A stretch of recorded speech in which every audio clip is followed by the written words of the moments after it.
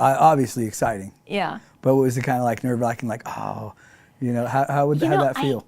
Yeah, I mean, there's an element of like you're kind of keyed up a little bit, but I was so like immersed and deep in the music that I had to learn for them, Right. that I almost thought of nothing else. Like I was just always with my headphones and just over and over and over and over. And Right. over. Like those songs Super were in my focused. bones. Like I walked into that rehearsal space, and I mean, I was just those songs were gonna come out because I just infused myself with them. Did they make you wait, or did they hire you on the spot? They hired me on the spot. Yeah. Did they? Yeah. That's a good feeling. It was a very good That's happened feeling. to me twice in my life. Yeah. Where one time I didn't necessarily accept it because I had other things going on, and Yeah. and I was weighing my time frame and Yeah. my schedule ability Yeah. and all that. But both times when they're like, dude, yeah, that works. It just made me feel so good. So I imagine Yeah. that had to feel really good for you to travel, 3,000 miles or better to go Yeah. somewhere to meet total strangers. Total strangers. And sing music that somebody gave you a cassette or CD or whatever, Yeah. and you studied on that for a couple, because Yeah. it's I know a lot of people that say they sing karaoke. I sing karaoke, and I know all the lyrics, and I know But it's different. it is a completely different animal. It's a different animal. I don't care who you are. Yeah. It's a completely different animal. There's not a backup vocal going. There's not a ball bouncing. Right. There's not lyrics in front of your face. It's just you and your time, like counting your time. It's your interpretation of things. Like I feel like when I always make cover songs mine because I just can't help it. But Right. but karaoke is you're singing somebody else's song so everybody else can also sing along. When you're doing originals, you got to bring yourself, Right. all of it. But it's kind of strange. Like, did they, when they gave you the songs, did you write the lyrics for them, or did they have lyrics I already feel like written? I did write the lyrics, if I can remember correctly. Because that's another difficult thing. That is, yeah, If for somebody total strangers, if somebody yeah. sends you lyrics, and then you're like, okay, well, what's the melody? What's the key they want me to sing it? Do I sing it in the key that I think is right? I think they sent me music and said, write to this. That's almost always how it happened for me. Right. They sent me just music and I wrote to it, and I sent back what I wrote, and if they liked that, then it moved to the next level. But Right. I think that's how it happened. And then I went out and sang it. And singing, in those days with 4 tracks and the whatever, Right. the demos were what they were. Yeah. So they really did need to see you live. Oh, most certainly. Yeah. And your look, your stage, because everything plays a part, right? Yep. Yep. So your look, your stage presence, your style, Yeah. your demeanor. Just how you walk in the room. Yeah, exactly. You're auditioning when you pull up. Yeah, it's almost like I feel bad. I mean, some singers have gotten away with it. Jim Morrison, for one, have gotten away with being the shy singer. Mm-hmm. But I've always looked at those singers and kind of felt like, I kind of feel bad for that person because I don't think they've gotten out of their shell yet. But I mean, he was powerful. He was powerful. When just he the was on turning his stage. back to the stage, Oh, to yeah, the yeah. audience and stuff like that. I just thought, I want somebody, whoever it is, even if they're just doing an acoustic thing or something, I want like you present, Yeah. when I'm watching someone. I don't like gigs where I can't see the audience. Sometimes some venues I play and the lights are dark, and it's like you might see 1 or 2 people in the front, but then it's Yeah. just black. You know what? Abyss. I've actually asked places to turn up Yeah. the house lights a little bit. I Yeah. want to see somebody's faces. Yeah. I want to see their Interact. eyes. Yeah. I want to see the people way in the back. Yeah. To me, that's why we're there, right? I mean, Yeah, to me, I That's don't know. why I'm there. I don't know about anybody else, but that's why I'm there. well, that and then they're paying me. Other than that, but So that band, here you go, you guys, check this out. You're gonna love this band. That band was called Virgin Surgeon. yes, they were. It's awesome. They were. That probably wouldn't go over well with some people nowadays. Yeah. But you had them. I don't know if you had them change it or you guys just decided to change it. It was uncomfortable for me to go Right. up on stage with We're that. Virgin Surgeon. Yeah, I'm like, That's awesome. Anyway, Yeah, so wasn't me. yeah. That's funny. Yeah, we changed it because we were in New York, and it was New York, soundscape behind us. So we changed the band to Jackhammer Symphony. Which when you told me that, I was like, such a cool name. Thank you. Yeah. That was like, did you say that your brother came up with that? My brother came up with that. Yeah, my yeah. brother's a cool dude. Yeah, he gave us that name. He called me up from California. He's like, hey man, I got a name for your band. Right. What do you think of this? Yeah. Wow, that's cool that he gave you that name. Like he could have kept that for himself if he really wanted Yeah, to. I don't know. He's a cool dude. I don't know. He's not selfish at all. I don't know. He's from another planet. Now, I don't know. speaking of, what does he think about your career? He's, oh, sorry. He's one of my biggest fans. He's like, yeah, dude, right on. Like, he's a rocker. He's like, yeah, man, like, that's amazing. You're doing it. Like, he's always like, you don't understand. Because, like, I work really hard, and I work and I don't look up a lot. I'm just always working. And he's like, you don't understand. You're doing it. You're really doing it. Like, you're making a living at it. You're supporting your kid. Like, you're doing it. Wow, that's cool. Now, you have basically surpassed what he's done. Yeah, pretty. Yeah. Yeah. Yeah. Does that seem weird to you, seeing that he's one of the people that influenced and kind of brought you into the fold of it? Yeah. I don't know if I see it like that. He's had some health issues, so he kind of got sidelined a little bit here and there. Yeah, I know the deal there. Yeah. So, but he's always he still plays, but again, typical. He's taking one for the team, and he's looking after my mom these days. Like, oh, God bless him. He's a important. good human.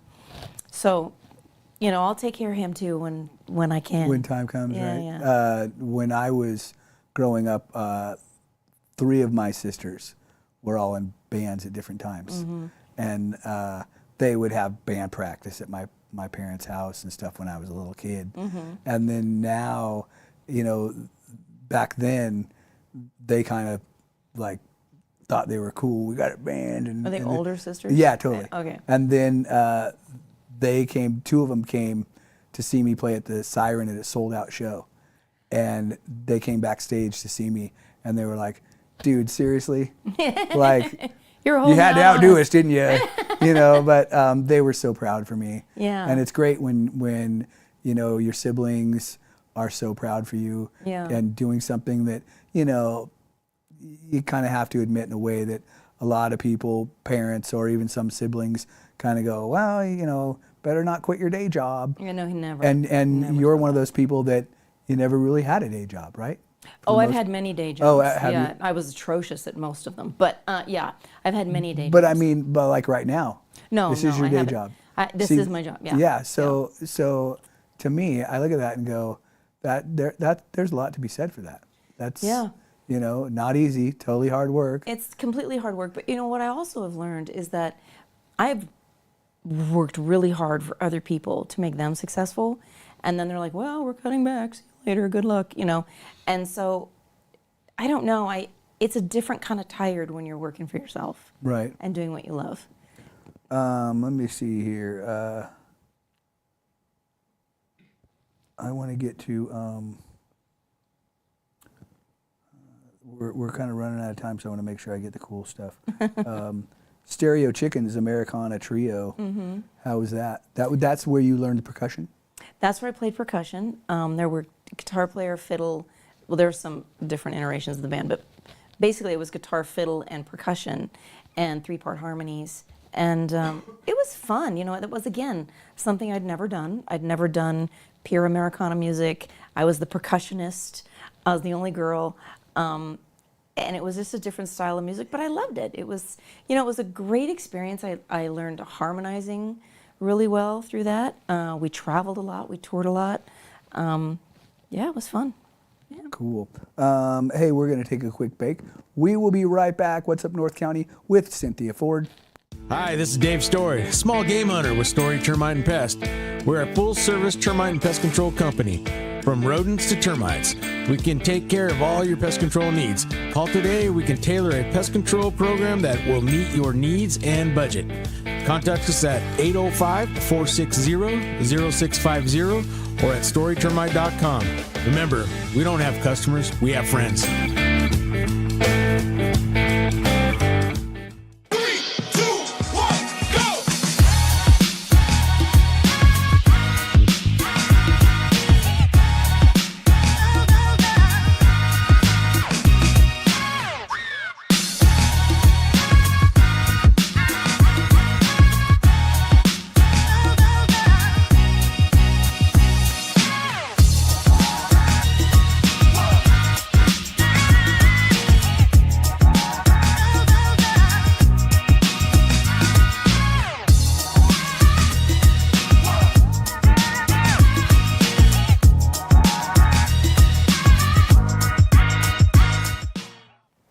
What's up, North County? Backstage Pass with the Rebel Bear.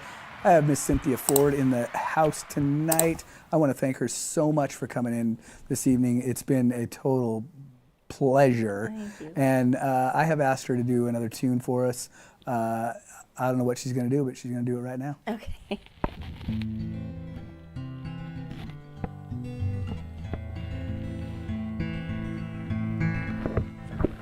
Jolene, Jolene, Jolene, Jolene,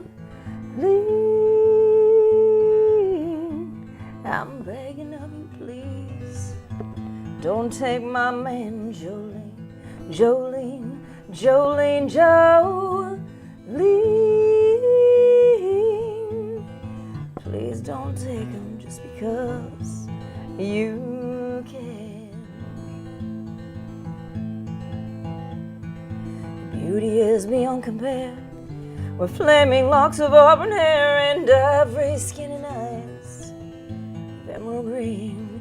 Your smile is like a breath of spring, your voice is like summer rain, and I cannot compete with you, Jolene.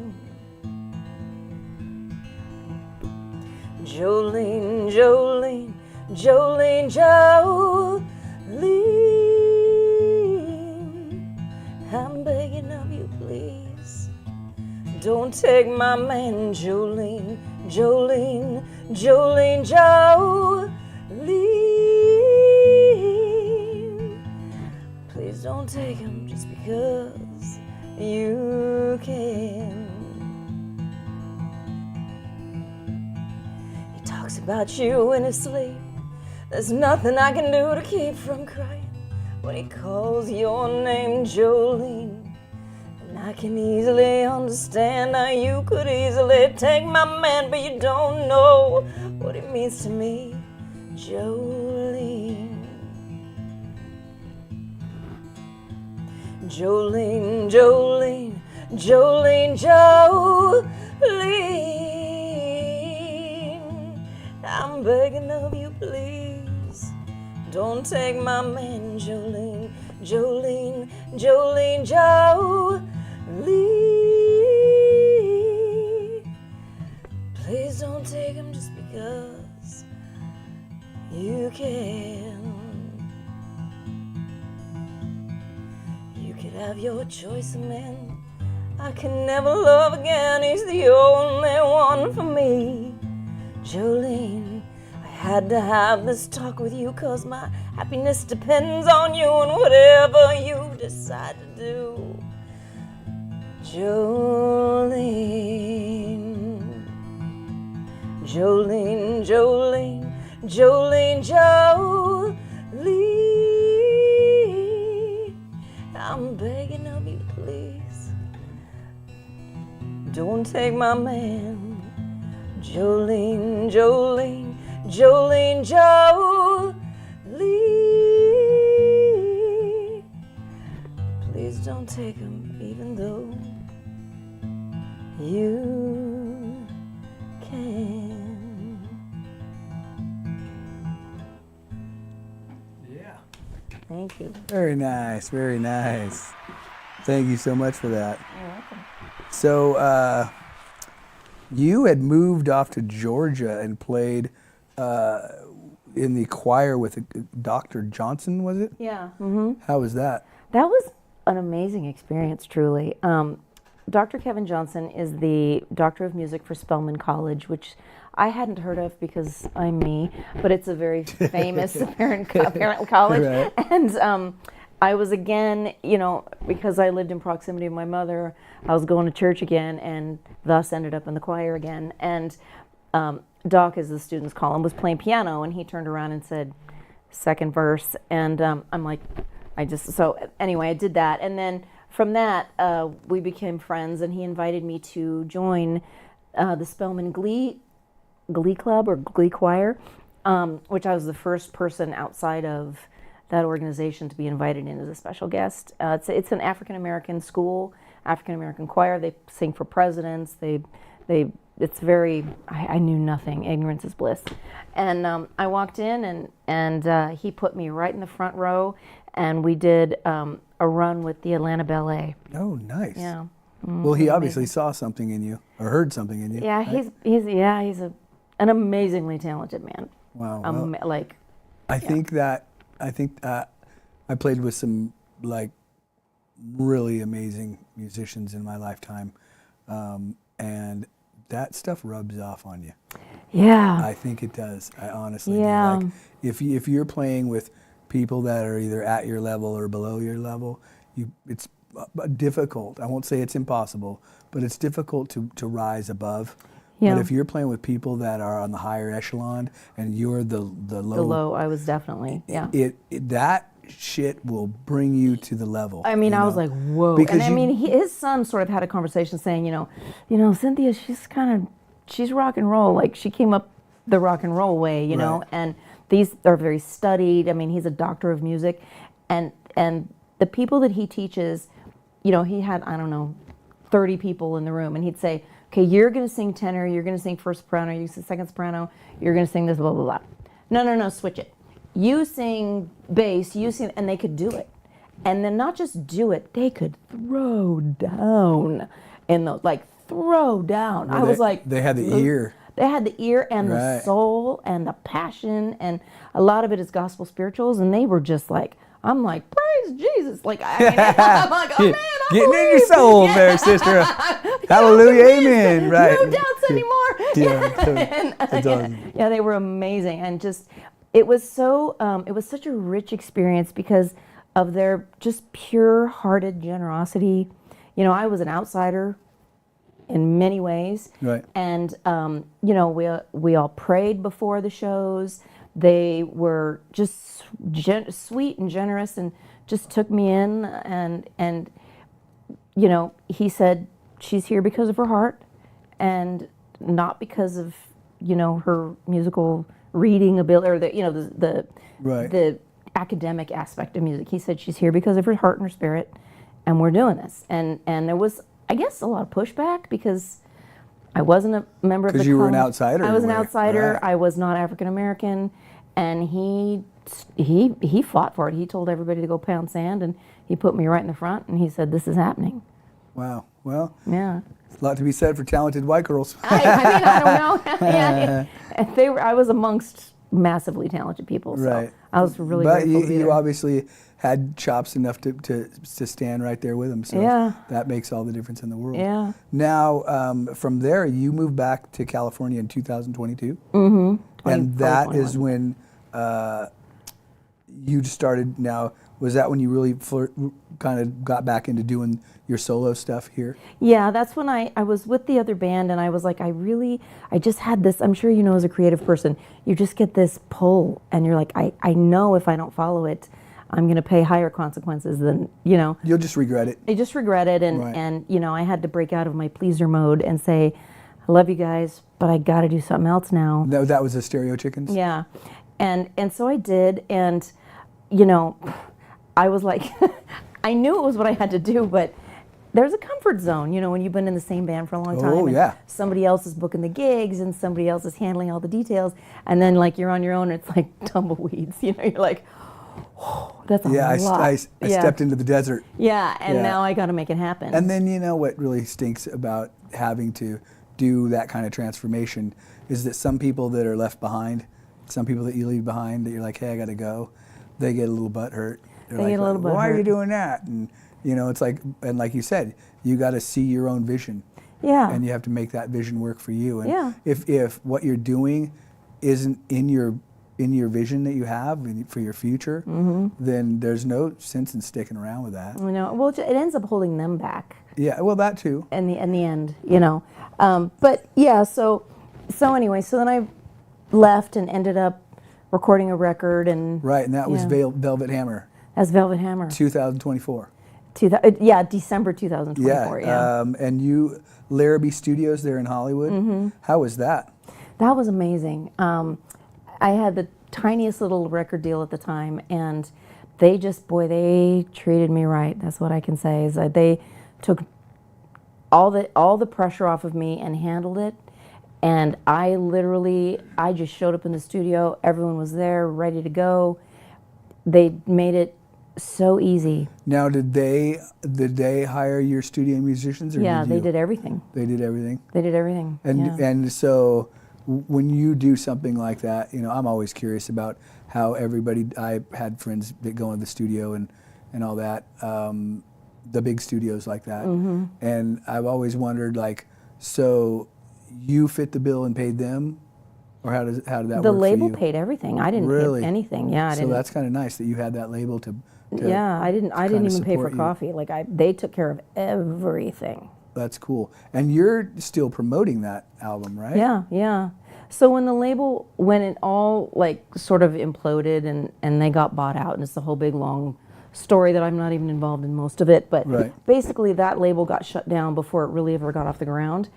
And the president of the big label called me and he said, as my gift to you, we'll give you the record, masters and everything. Oh, no doubt. Yeah. That's big. It's huge. That is 'cause very they big. spent some money on this record. Wow. And so they just gave it to me as a gift and said, do everything you can. We'll help you as we can.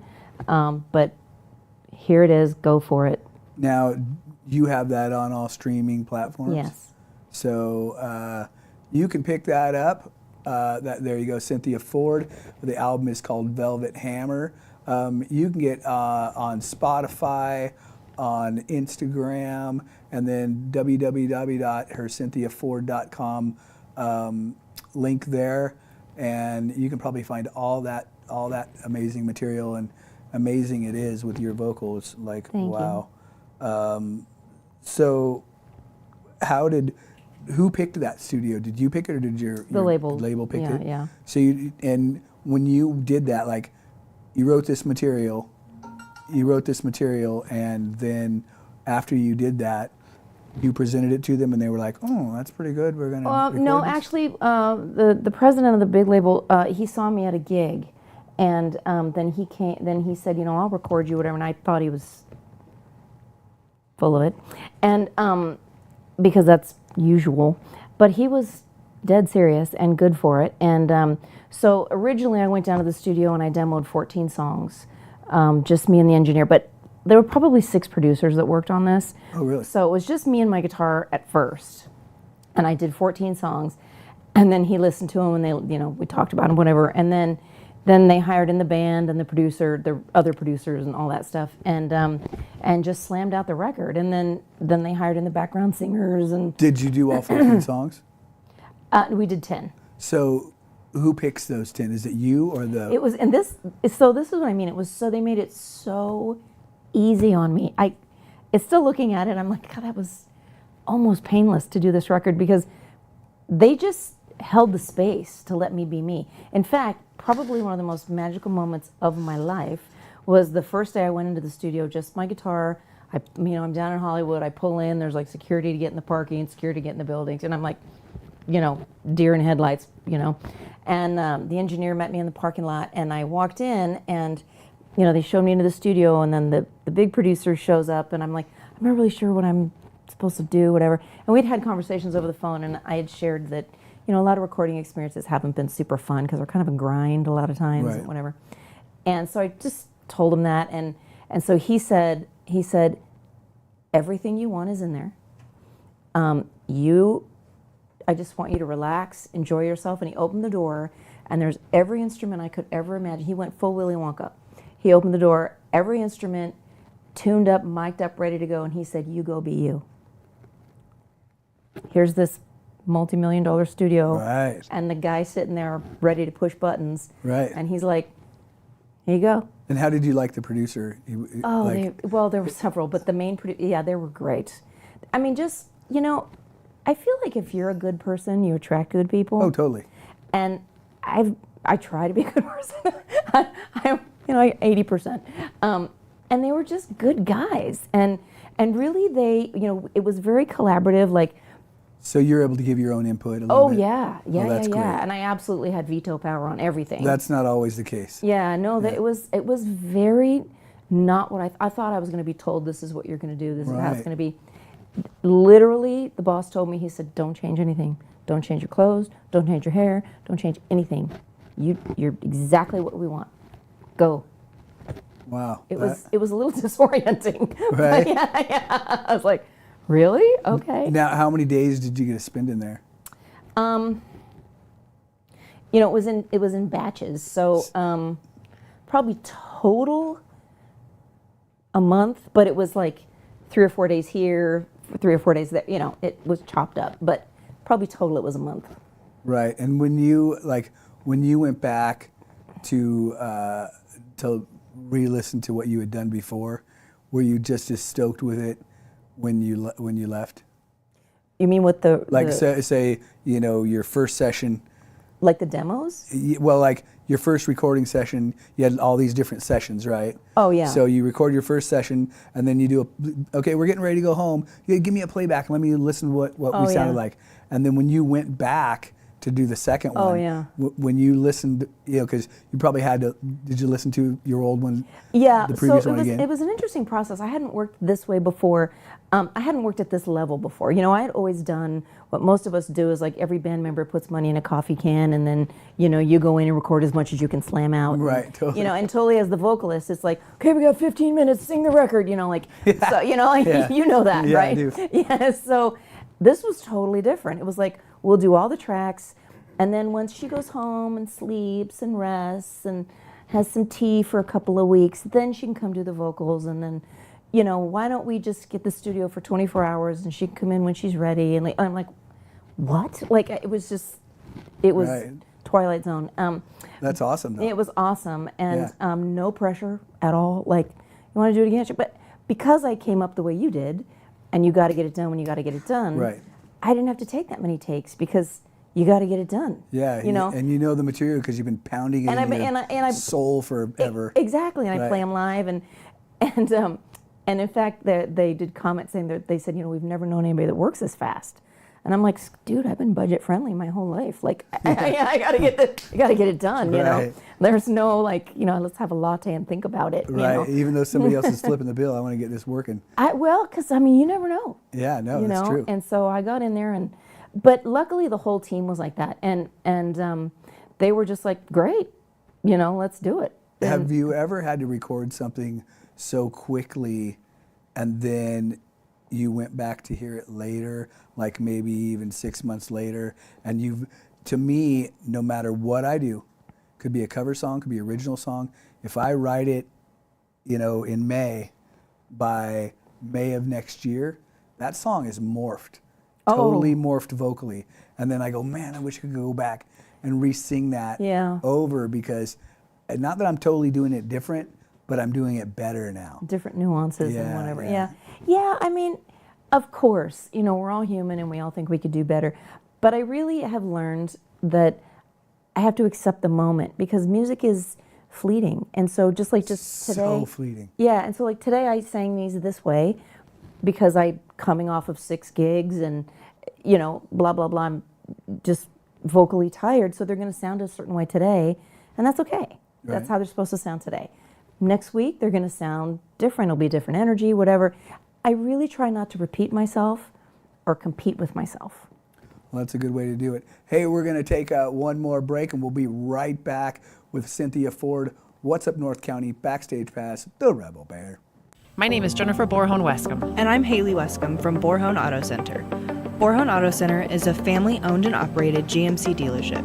We are your go-to dealership for quality vehicles. With a vast inventory and personalized service, we are here to make your purchase seamless. Whether it's a luxurious Yukon or a rugged Sierra, we have the perfect ride for you. Come see us today to experience the Borhone family difference. We are located on the corner of Highway 46 East and Golden Hill Road in Paso Robles. Atascadero isn't your standard getaway. We're unique, just like you. We're growing, transforming, and figuring it out as we go. We're a town filled with innovators, artists, makers, and game changers.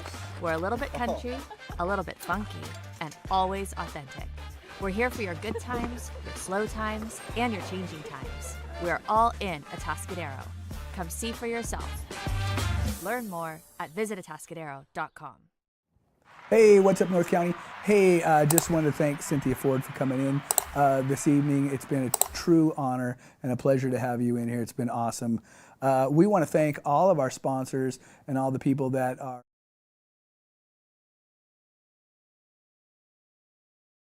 making this possible. And we want to thank Cynthia Ford once again.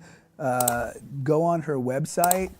There's her links right there. Go on her website and check out her upcoming shows. She'll be having a ton of them because she's working all the time.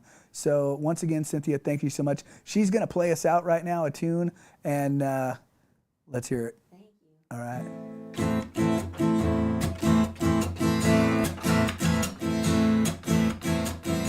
The tangerine sun slid down lilac sky. Couldn't hide the pain in his eyes. It was a different kind of kiss goodbye.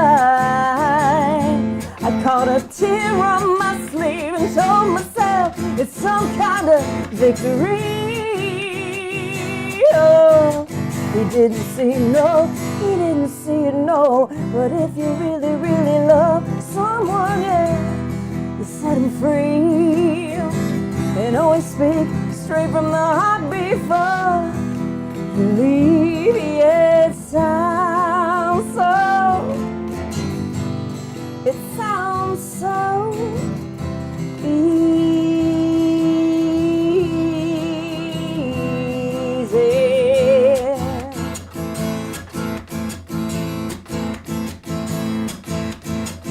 Got a call from an old friend who was having a really hard time. I'm so good at other people's problems, but not very good at mine. I'm still wondering if I'm anywhere in his monochrome memory. Oh, 'cause everybody knows if you really, really love someone, yeah, you set him free. And always speak straight from the heart before you leave. It sounds so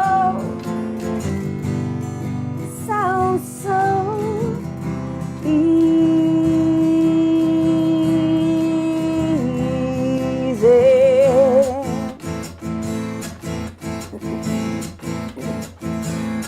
So now I'm letting go. Don't you know? If you really, really love someone, yeah, you set them free. And always speak straight from the heart before you leave. Yeah, it sounds so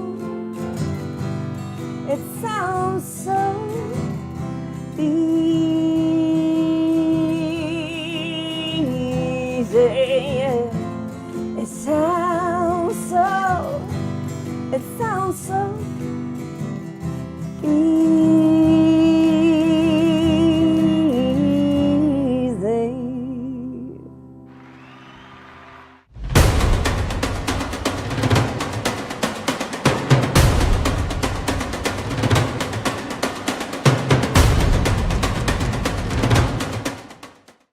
Hi, this is Dave Story, small game hunter with Story Termite and Pest. We're a full-service termite and pest control company.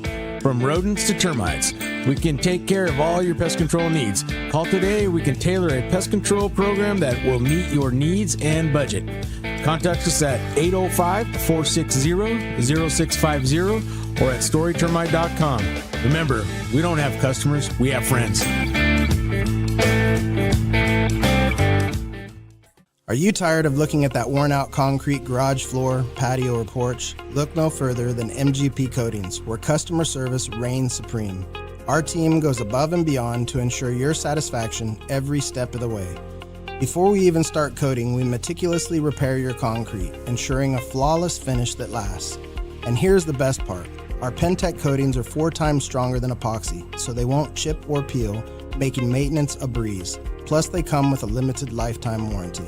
Call us today at 805-952-5301 or check out our Facebook and Instagram and experience the MGP coating difference. Don't wait. Transform your garage, patio, porch, or driveway and become a part of the MGP coating family. What's up, North County? This is Teresa Branch with Airflow Filter Service. We are a family-owned business right here in the North County. We have air filters, oils and lubricants, and hydraulic hoses. We provide services that include air filter cleaning, DPF cleaning, and waste oil collection.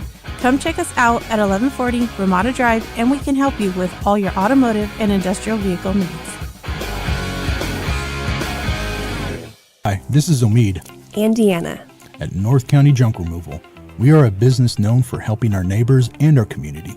Let us help you save money and get rid of any unwanted items. And rest assured that our professional team adheres to global standards of safety and recycling. We are fully licensed and insured for your peace of mind. We are locally owned and operated, and we look forward to helping you with all your junk removal needs. Please call us at 805-769-6966. Atascadero isn't your standard getaway. We're unique, just like you.